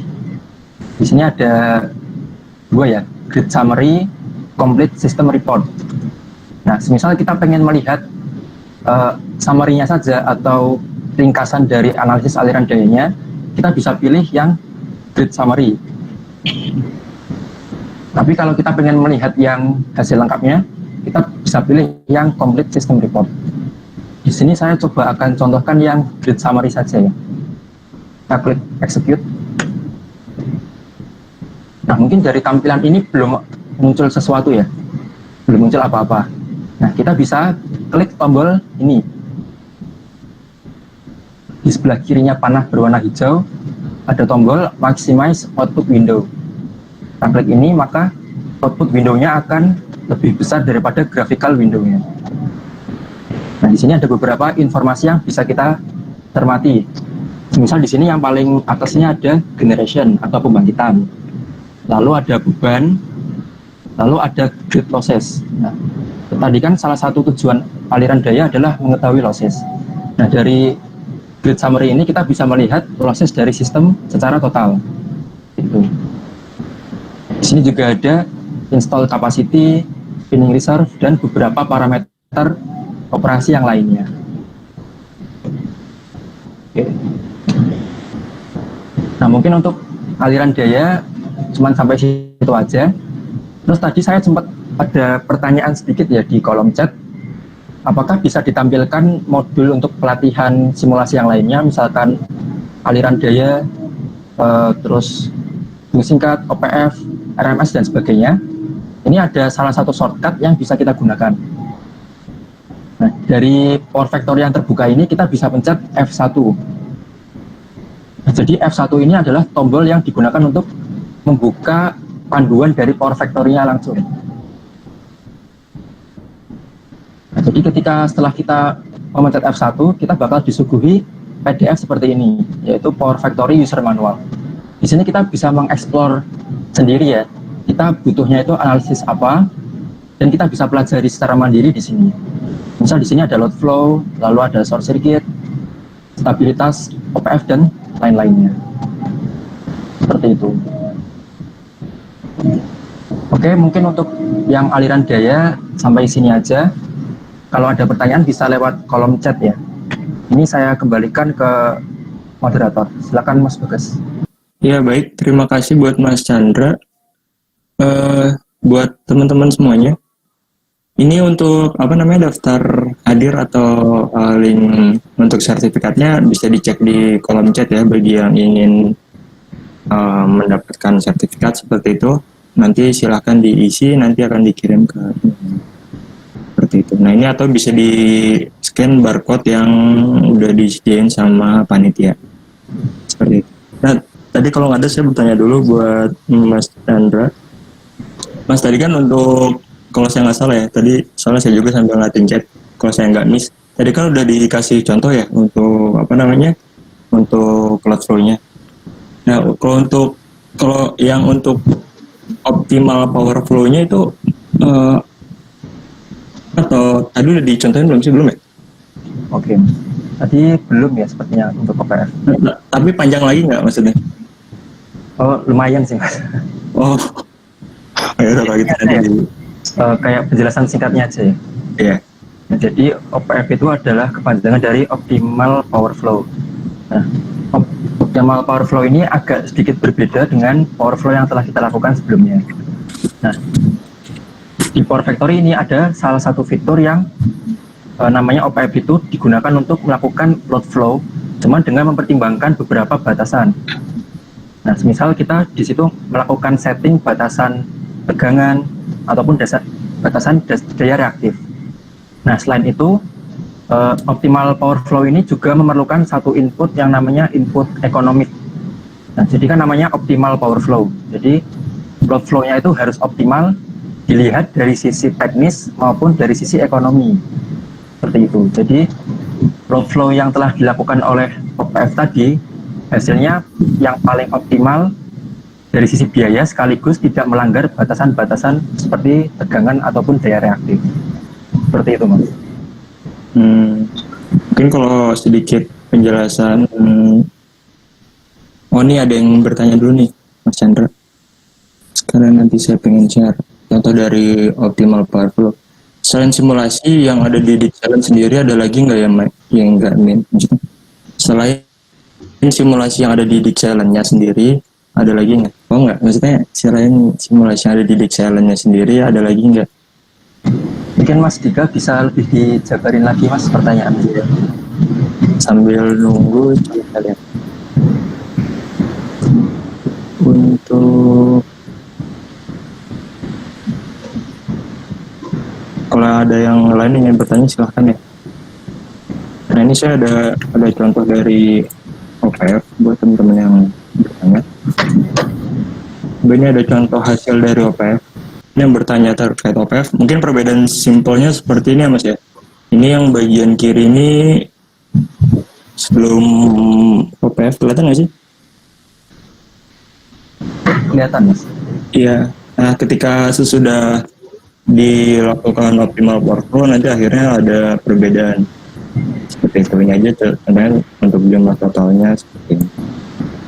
Ini bisa dibaca-baca lagi nanti untuk yang tadi di F1 itu kan simulasi pembelajaran yang dari Dixelennya itu sudah lengkap semua atau ada lagi selain itu? Oh, maksudnya tadi yang di F1 itu udah lengkap semuanya atau nanti ada lagi selain itu manual booknya? Oke, jadi untuk yang F1 tadi ya, itu kan akan menampilkan manual booknya. Nah, untuk yang versi ini sendiri yaitu versi 15 itu sudah ada di situ semua. Cuman untuk yang versi-versi berikutnya itu belum komplit di situ. Jadi ini panduannya lengkap untuk versi yang kita gunakan sekali ini. Oke. Nah kemudian yang selanjutnya, setelah acara ini bisa berkomunikasi nggak dengan pemateri? Mungkin bisa via email, kemarin disetujui nih. Oh ya. Nanti misalkan ada yang bertanya atau ingin ya cerita-cerita dikit bisa lewat email aja ya. Nah nanti sudah ya. Iya, saya belum masukin emailnya. Mungkin nanti emailnya saya kasih di ini aja kali ya, di IG-nya nggak apa-apa ya Chan, Mas Fatin? Ya, Apa di story aja nanti ya, biar nanti 24 jam. Nanti karena emailnya belum saya taruh gitu ya, nanti untuk emailnya saya kasih di Instagram seperti itu. Baik, untuk email nanti disampaikan, silahkan nanti ada yang bertanya, saya bisa email dari pematerinya. Kemudian, ini ada yang bertanya lagi kelewat. Cara biar dia terinterkoneksi dari beberapa sheet itu gimana, Min? Gimana Mas Chandra atau Mas Fatin? Mau Chandra atau saya Chan? Nah, tadi kan yang menggambar itu Mas Fatin ya, mungkin sekalian. Ya, Mas Fatin. Ya, saya jawab dengan kita beri contoh aja langsung ya. Saya share lagi. Ini ada bicara. Oke. Ya, misal di sini saya buat sheet baru untuk ilustrasi yang teks. 9 grafik. Sekian. Oke. Nah, ini udah ada 2 selfie. Mungkin yang dimaksud masa sheet ini ya. Nah, jadi misal kita ingin menghubungkan SLT yang ada di sheet project dan juga di sheet 110 terdapat breakdown diagram. Misal di sini contoh simpel aja, ada terminal, kemudian ada beban. Terus kita ingin menghubungkan beban di sini dengan busbar yang di ST1 B00. Ini kita bisa hubungkan dengan saluran. Nah, untuk menghubungkannya,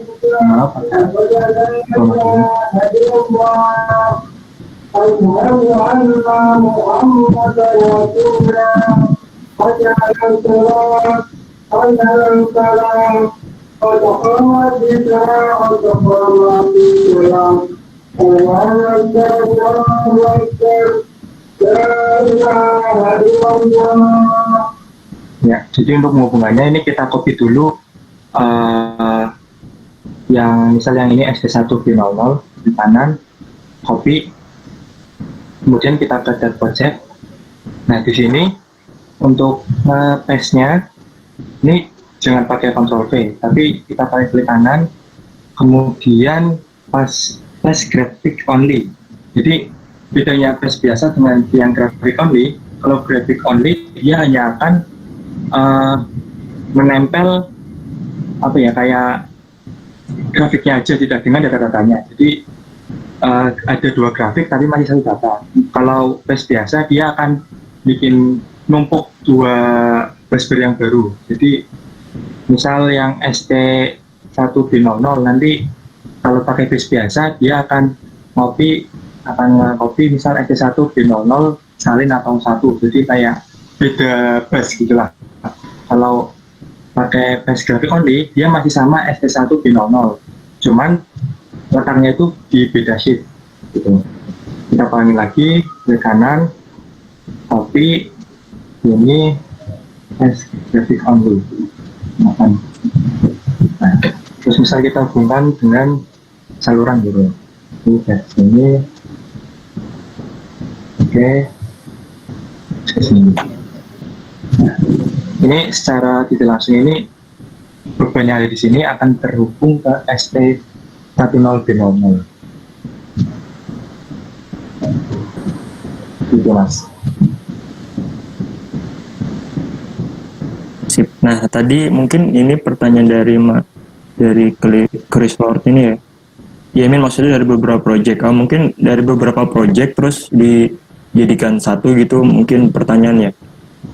Iya, maksudnya dari beberapa project. Nah, mungkin nggak sih Mas Fatin kalau misalnya dari beberapa project di challenge itu nanti terus dijadikan satu gitu? Kalau sepengalaman saya sih itu sebenarnya harus manual gitu. Jadi kayak kita menggabungkan project-project itu. Memang harus di satu project nanti ada di beda situasi. Tapi memang bisa diakali jadi dengan bisa pemrograman Python. Jadi kita nanti manggil hasil dari sini, terus 2 project yang terpisah, putaran lagi, nanti disambungkan sama-sama gitu. Ini agak. Jadi diakali dengan apa? Pemrograman Python? Ini bisa pemrograman gitu maksudnya. Oh bisa. Bisa. Ini kebetulan ada di kampus kami ini, sebenarnya ada topik deskripsi yang mengerjakan itu mas, kayak parallel computing di Dixieland. Jadi ada beberapa Dixieland, nanti dia ngambil dari Dixieland di sini, di komputer berbeda, nanti jadi satu.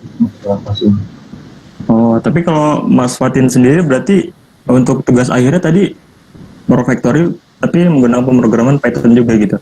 Oh, iya mas.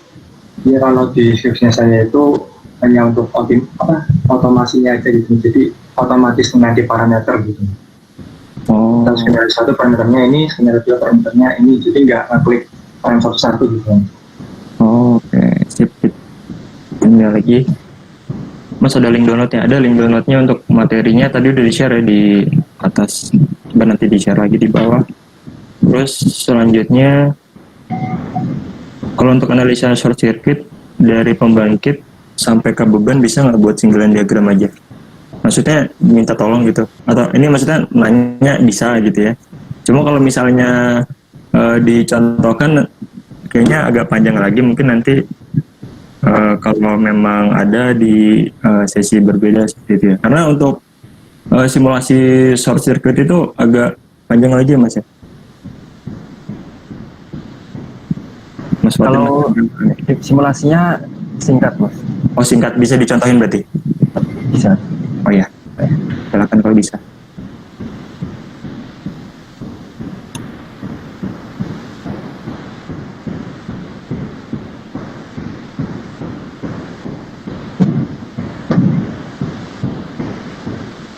Nah, untuk yang opsi analisis hubung singkat, kita bisa pakai opsi yang ini. Jadi di sebelahnya load flow, ini ada tombol calculate source circuit. Yang tombol yang logonya petir warna merah ini. Nah, di sini kita diminta untuk memberikan input beberapa parameter. Misal ada metodenya, lalu volt type-nya, apakah dia itu 3-phase short circuit atau satu fase ke netral ataupun sebagainya. Nah, di sini juga bisa dikasih opsi yang dikalkulate atau dihitung itu arus maksimalnya atau arus minimalnya. Nah, cuman di sini secara default kita pakai yang maksimal aja. Terus untuk yang metodenya kita coba pilih yang IEC 60909. Nah, ini mungkin untuk beberapa standar berbeda metode ya. Cuman untuk yang biasa kami gunakan ini yang IEC 60909. Mungkin untuk yang dasarnya itu aja, kita bisa klik execute. Nah, jadi di sini disimulasikan gangguan pada setiap busnya ya. Jadi di sini diasumsikan apabila bus ini mengalami gangguan, lalu bus ini mengalami gangguan, dan seluruh busnya mengalami gangguan. Nah, untuk outputnya kita bisa kembali ke ini, yang kacamata ini. Misalkan kita pengen melihat busnya aja ya, kita klik yang logo busbar ini, yang kedua. Kita kembali ke flexible data. Nah, di sini ada beberapa parameter-parameter hasil dari analisis analisis hubung singkat ya. Di sini ada IK petik 2, ada SK, IP, IB, SP, dan sebagainya. Nah, ini ada arus transien, ada arus puncak, ada arus basis, dan sebagainya. Jadi untuk analisis hubung singkat itu sederhana ya, sama kayak analisis aliran daya, seperti itu Mas. Oke, terima kasih Mas Chandra. Dan terus ini ada pertanyaan selanjutnya, untuk analisa lossless trafo bisa nggak ya? Jawabannya Mas Fatin mungkin. Gantian. Monggo, Fatin. Kalau dari pengalaman saya sih, saya belum pernah melakukan analisis yang sampai. Kan kalau proses trafo ini kan berarti detail komponen ya. Biasanya sih kalau saya menggunakan desain komputer ini untuk analisis yang berupa sistem-sistem gitu, jadi kumpulan beberapa komponen tenaga listrik atau sistem tenaga listrik seperti itu. Nah, yang sistem distribusi, sistem kelistrikan di industri seperti itu. Saya belum bisa menjawab apakah bisa atau tidak. Oh iya, ya, terima kasih Mas Fatin. Gimana, mungkin ada pertanyaan yang lain? Kita tunggu nih terakhir sebelum ditutup. Teman-teman sekali lagi ya, bisa mengisi link untuk sertifikatnya. Link untuk sertifikatnya itu udah di-share sama panitia dari HMTFT UBT. Kemudian untuk link dari materinya beserta tadi kan ada buat background drawingnya itu semuanya lengkap, sudah dibuat oleh pemateri. Linknya juga ada di silakan di scroll ke atas. Itu ada pelatihan PF seperti itu. Kemudian ada pertanyaan lagi? Kalau nggak ada,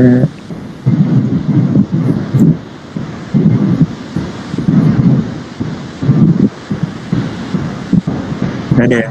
Soalnya tadi ketika udah pindah baru ada yang nanya, nanti kata udah ketutup, ada yang mau tanya lagi. Ini ada lagi.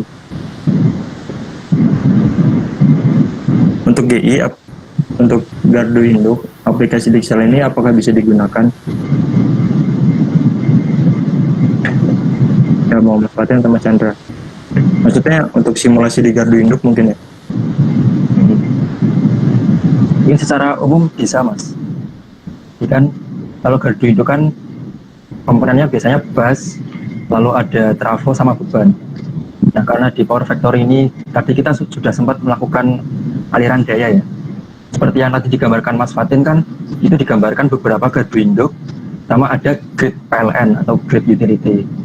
Nah, jadi mungkin untuk analisis gardu induk yang menurut saya itu aliran daya, itu bisa digunakan. Nah, mungkin Mas Fatin ada pendapat lain? Ya, mungkin ingin menambahkan saja. Jadi memang kalau Dixel ini untuk memodelkan gardu ini sendiri, menurut saya lebih powerful dibandingkan aplikasi jenis yang telah disebutkan di section pertama tadi. Jadi kalau di Dixel ini memodelkannya memang benar-benar seperti substation. Jadi misal saya insert screen lagi,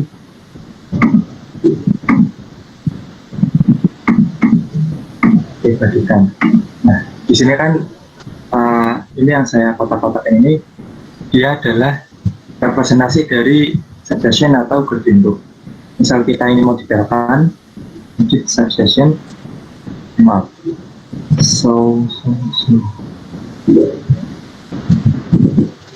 detail graphic of substation. Nah, di sini itu sebenarnya untuk detailnya dia terdiri dari beberapa komponen. Yang pertama komponen bus. Biasanya di gabung itu disebutnya rel gitu ya. Terus ini ada GB dari DS. Nah, ini open, ini close, ini open. Terus di sini juga ada dari masing-masing komponen dia dipisahkan oleh GB juga. GB. Nah, terus ini LS. Disconnector. Ada disconnector, ada GB. Jadi benar-benar seperti representasi dari sebuah gardu itu ada DS, ada TMT, ada komponen trafo, beban, gitu. Seperti itu, Mas. Oke, baik, terima kasih. Kalau misalnya nggak ada, sekali lagi ini link sertifikatnya terakhir nih di-share sebelum ditutup acara, karena kalau udah ditutup acara, berarti untuk pengisian link sertifikatnya tidak bisa diisi lagi. Seperti itu. Baik, udah tidak ada lagi ya pertanyaan. Terakhir nih. Ini coba ada lagi nggak? Ini terakhir untuk Mas Fatin dan juga Mas Chandra. Bisa tolong dijelasin singkat nggak sih? Singkat aja. Perbedaan antara jenis busbar. Tadi udah nggak sih? Coba mungkin singkat mungkin. Jadi kalau di Power Factory ini ada beberapa jenis busbar. Ada jadi short terminal, ada terminal, kemudian ada substation. Jadi ada dua, busbar biasa atau terminal sama substation. Bedanya adalah kalau terminal biasa dia itu cuma komponen kayak satu garis. Jadi untuk menghubungkan antar komponen. Untuk substation seperti yang telah saya jelaskan sebelumnya, di dalam substation itu masih ada beberapa komponen yang lain yang sudah terintegrasikan, seperti tadi ada JB dan juga ada disconnector. Jadi ada dua komponen. Oke, siap. Terima kasih Mas Fatin. Kalau nggak ada, saya tutup ya untuk pertanyaannya. Silakan untuk sertifikatnya diisi. Untuk materinya tadi ya, saya ulangi lagi. Kalau ada yang baru bergabung, Untuk materinya itu bisa dicek di link yang sudah disediakan oleh pemateri yang pelatihan PF, pelatihan Powerflow ini. Kemudian untuk buat teman-teman yang tadi merasa mengikuti simulasi tapi ketinggalan, silakan nanti cek di YouTube-nya Cerita Teknik Elektro atau YouTube-nya HMT UBT, terserah mau di mana aja. Karena sebenarnya media YouTube itu ditunjukkan untuk buat penyimpanan rekaman sebenarnya, ditunjukin untuk upload konten atau gimana, enggak sih, cuma buat penyimpanan dari rekaman-rekaman acara yang sudah berlangsung aja kayak gitu. Nah, untuk penguploadannya itu kurang lebih nanti mungkin paling lambat itu H+7 hari, tergantung dari panitia, teman-teman dari UBT, HMT UBT nanti yang menyiapkannya. Kemudian mungkin seperti itu aja. Nanti kalau misalnya ada yang ingin ditanyakan silakan bisa DM untuk teknis ya. Kalau untuk materi silakan bisa email. Nanti emailnya kami share di story mungkin untuk linknya, untuk email dari pematerinya. Seperti itu. Mungkin terima kasih buat Mas Fatin dan juga Mas Chandra. Sekali lagi Mas, kami doakan semoga Mas berdua nih sukses selalu dan dimudahkan urusannya. Amin, Mas. Terima kasih, Mas. Sama-sama. Ya, amin. Nah, kemudian terima kasih juga kepada teman-teman dari Himpunan Mahasiswa Teknik Elektro UBT, ada ketua dari HMT-nya, ada Mas Rusli, kemudian ada ketua prodinya juga yang menyetujui acara ini, Ibu Rika Wahyuni, STMT, kemudian juga ada panitia di balik layar yang nggak bisa disebutin sesuatu. Terima kasih saya ucapkan. Kemudian apabila dari acara ini ada yang kurang seperti itu, saya mewakili teman-teman yang lain memohon maaf.